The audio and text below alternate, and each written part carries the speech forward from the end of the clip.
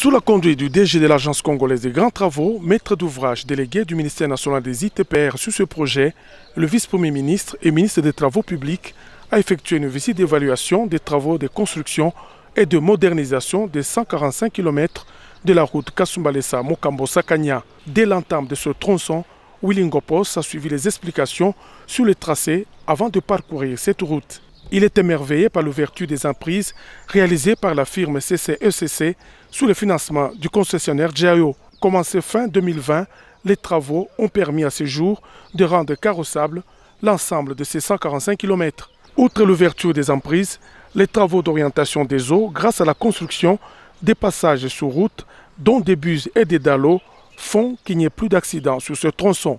À Mokambo, le vice-premier ministre Willy Ngopos a apprécié le quartier général de l'entreprise qui s'est doté de plusieurs engins et même d'une centrale d'enrobé qui sera opérationnelle d'ici peu.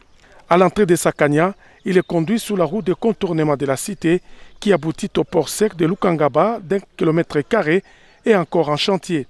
Le vice-premier ministre Willy Ngopos se dit satisfait de l'évolution des travaux.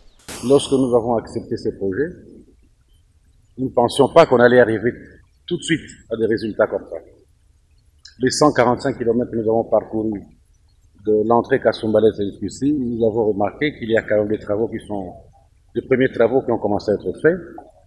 De Kasumbalesa à Mokambo, il y a quand même 4 dallos, il y a des ouvrages qui sont faits. Et de Kasumba de Mokambo ici, il y a eu encore un ouvrage, ce qui faisait 5.